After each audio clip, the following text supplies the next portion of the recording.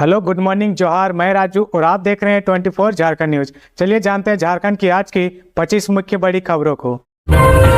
CM Hemant Soren का बड़ा ऐलान। बोकारो में जगन्नाथ महतो मेडिकल कॉलेज और नेतरहाट की तर्ज पर डुमरी में खुलेंगे स्कूल। बोकारो पहुंचे मुख्यमंत्री हेमंत सोरेन ने सोमवार को जिले वासियों को करोड़ों की सौगात दी है। चंद्रपुरा प्रखंड स्थित तारानारी में आयोजित समारोह को संबोधित करते हुए सीएम ने दिवंगत जगन्नाथ महतो के नाम से मेडिकल कॉलेज खोलने की बात कही है। वहीं नेतरहाट आवासीय विद्यालय की तर्ज पर डुमरी विधानसभा क्षेत्र में स्कूल खोलने की घोषणा की है। साथ ही कहा कि झारखंड को सशक्त और विकसित राज्य बनाने के लिए सरकार प्रतिबद्ध है। झारखंड बदल रहा है। बदलाव का यह सिलसिला तब तक जारी रहेगा जब तक झारखंड विकसित राज्यों की श्रेणी में खड़ा नहीं हो जाता है। तारानारी में योजनाओं के उद्घाटन, शिलान्यास और लाभुकों के बीच परिसंपत्तियों के वितरण समारोह को संबोधित करते हुए मुख्यमंत्री ने कहा कि देश तभी मजबूत बनेगा जब राज्य मजबूत होगा और राज्य की मजबूती के लिए गाँव का मजबूत होना बेहद जरूरी है। इसी बात को ध्यान में रखकर हमारी सरकार ग्रामीण अर्थव्यवस्था को मजबूत कर रही है। किसानों और मजदूरों के हित को केंद्र में रखकर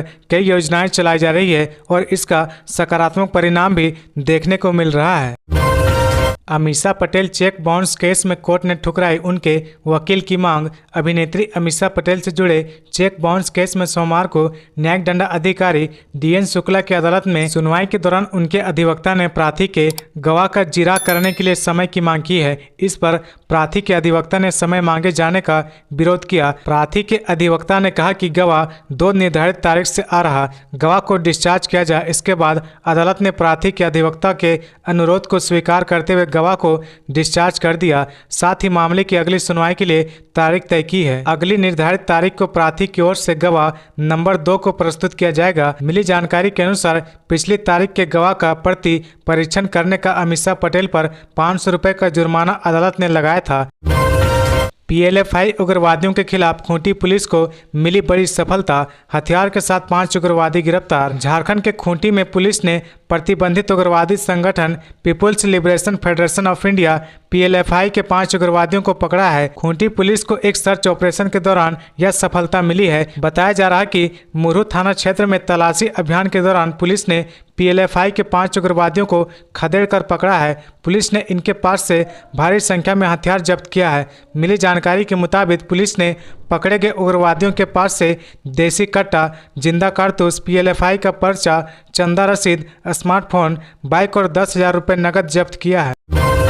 सहायक शिक्षक भर्ती के लिए ऑनलाइन आवेदन शुरू। jssc.nic.in पर ऐसे करें अप्लाई। सहायक आचार्य के 26,001 पदों पर नियुक्ति के लिए ऑनलाइन आवेदन 8 अगस्त मंगलवार से शुरू हो गया है। झारखंड कर्मचारी चयन आयोग द्वारा 19 जुलाई को जारी सूचना के तहत ऑनलाइन आवेदन 7 सितंबर तक भरे जाएंगे। शिक्षा विभाग के अनुरोध पर आयोग ने आवेदन की शर्तों में कुछ बदलाव किए हैं। बदलाव के बाद अब परीक्षा में बैठने के लिए अधिकतम आयु सीमा की गणना अब 1 अगस्त 2016 से होगी। साथ ही परीक्षा के नाम में भी संशोधन किया गया है। अब इसका नाम झारखंड प्रारंभिक विद्यालय प्रशिक्षित सहायक आचार्य संयुक्त प्रतियोगिता परीक्षा 2023 किया गया है। साथ ही अब संस्कृत, उर्दू, उड़िया तथा बांग्ला भाषा में भी अभ्यर्थी परीक्षा दे सकेंगे। आवेदन के इच्छुक उम्मीदवार आयोग की आधिकारिक वेबसाइट jssc.nic.in पर उपलब्ध कराए जाने वाले ऑनलाइन एप्लीकेशन फॉर्म के माध्यम से अप्लाई कर सकेंगे। आवेदन की आखिरी तारीख 7 सितंबर 2023 निर्धारित की गई है। आगे बढ़ने से पहले अगर अभी तक आपने इस चैनल को सब्सक्राइब नहीं किया तो प्लीज सब्सक्राइब कर ले,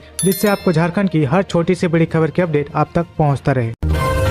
दीपावली छठ के लिए अभी से ट्रेनों में टिकट फुल। सितंबर अक्टूबर तक ही हो रही बुकिंग। दुर्गा पूजा से लेकर छठ महापर्व तक सभी लंबी दूरी की ट्रेनों में बुकिंग के लिए मारामारी होती है। दूसरे राज्यों से धनबाद आने वाले ट्रेनों में छठ के लिए सभी सीटें बुक हो चुकी है। इस समय देश में अलग अलग स्टेशनों से कई स्पेशल ट्रेनें धनबाद होकर चल रही है, लेकिन फेरों में विस्तार नहीं होने के कारण इन ट्रेनों में दुर्गा पूजा, दीपावली या छठ के लिए बुकिंग नहीं हो पा रही है। छठ महापर्व पर दिल्ली, मुंबई, राजस्थान, गुजरात, मध्य प्रदेश, पंजाब सहित देश के दूसरे हिस्सों से आने वाले ट्रेनों में 4 महीने पहले ही बुकिंग के लिए मारामारी शुरू हो गई है। इस साल दीपावली 12 नवंबर को और छठ 17 नवंबर से 20 नवंबर के बीच में है। दीपावली से पूर्व के एडवांस टिकट के लिए जुलाई मध्य में ही बुकिंग लाइन खोले गए थे।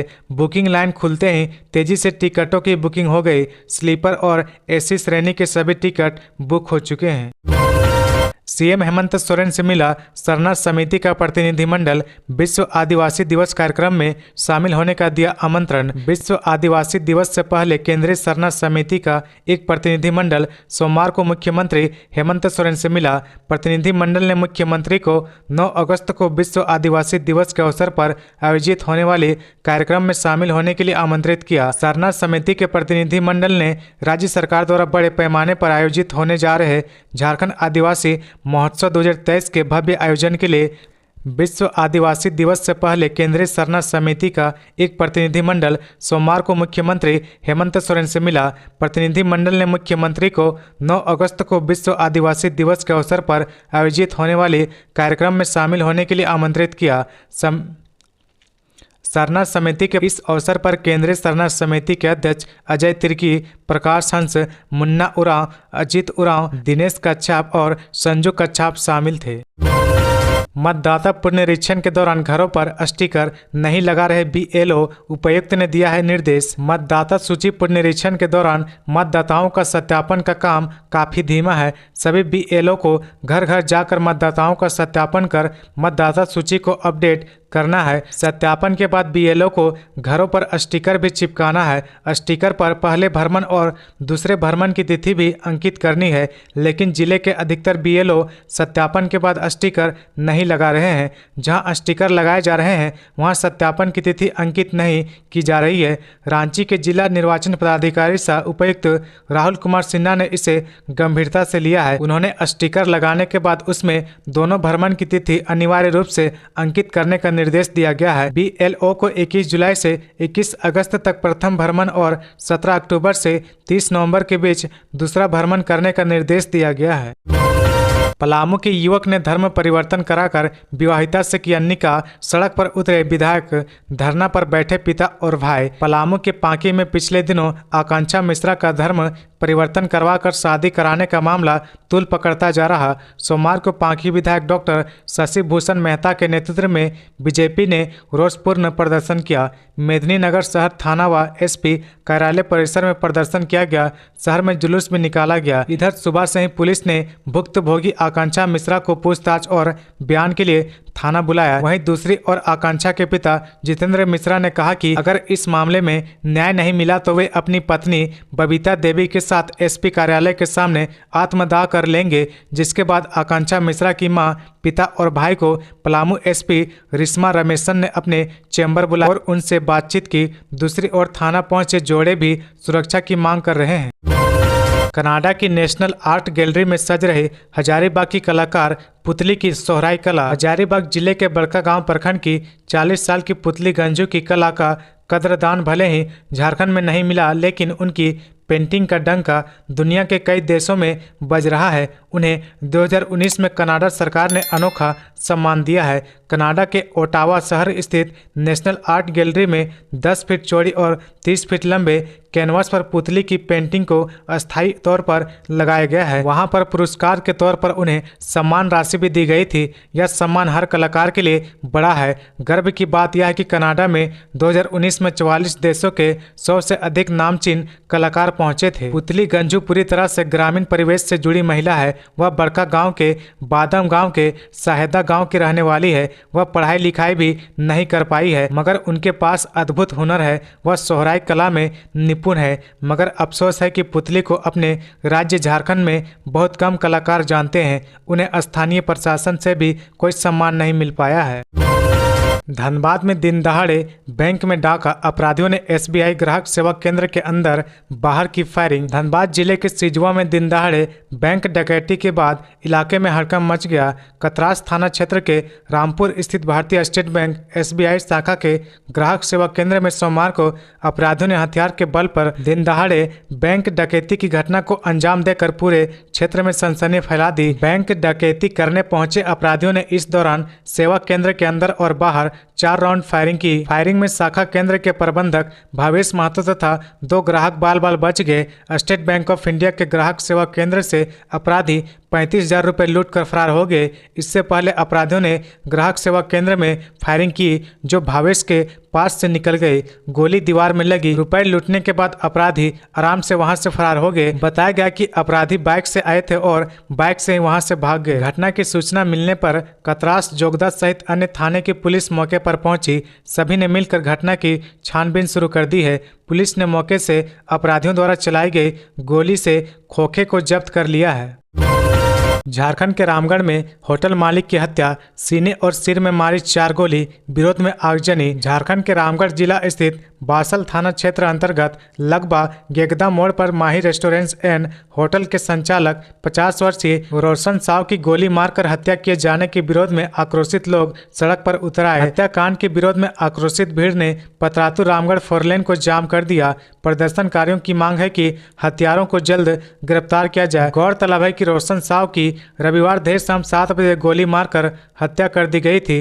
हत्या को संपत्ति विवाद से जोड़कर देखा जा रहा। हालांकि पुलिस ने अभी किसी भी एंगल की आधिकारिक पुष्टि नहीं की है। झारखंड में 9 और 10 अगस्त को भारी बारिश का येलो अलर्ट जारी। झारखंड में मौसम के लिहाज से राहत भरी एक और खबर सामने आई है। मौसम विज्ञान केंद्र रांची का पूर्व अनुमान है कि 9 और 10 अगस्त को राज्य भर में भारी बारिश होगी। मौसम विभाग ने बताया कि यूपी से सटे जिलों में विक्षोभ का असर झारखंड के पलामू प्रमंडल अंतर्गत कई जिलों में होगा, जिससे बारिश होगी। बताया जा रहा है कि पलामू प्रमंडल के चतरा, लातेहार, गढ़वा और पलामू में भारी बारिश होगी। वहीं अन्य जिलों में हल्की से मध्यम दर्जे की बारिश होगी।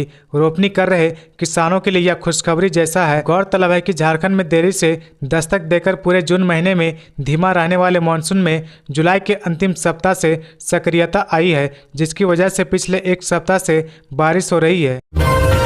विष्णु अग्रवाल से और 4 दिन होगी पूछताछ। स्पेशल कोर्ट में ईडी ने आवेदन देकर मांगी है रिमांड। 4 दिनों की मिली है मंजूरी। रांची जमीन घोटाले के आरोपी और न्यूक्लियस मॉल के मालिक विष्णु अग्रवाल से ईडी और 4 दिन तक पूछताछ करेगी। इसकी मंजूरी स्पेशल कोर्ट ने दे दी है। सोमवार को 5 दिनों की रिमांड की अवधि खत्म होने के बाद ईडी ने विशेष न्यायाधीश दिनेश राय की कोर्ट में पूछताछ की आवश्यकता बताते हुए विष्णु अग्रवाल को फिर से 7 दिनों की रिमांड दिए जाने का आग्रह किया था, पर कोर्ट ने विष्णु अग्रवाल से पूछताछ के लिए 4 दिनों की रिमांड दी है। इसके पहले 2 अगस्त को विष्णु अग्रवाल से पूछताछ के लिए ईडी ने 5 दिनों का रिमांड दिया था। जमीन घोटाला के मामले में ईडी के अधिकारियों के सवालों का जवाब देने के बाद कारोबारी विष्णु अग्रवाल को 31 जुलाई को गिरफ्तार कर लिया गया था। जमीन घोटाले में नाम आने के बाद वे शाम तकरीबन 4 बजे ईडी कार्यालय पहुंचे थे। ईडी के अधिकारियों ने उनसे 5 घंटे से अधिक पूछताछ की थी। उनके जवाब से संतुष्ट नहीं होने के बाद गिरफ्तार कर लिया गया,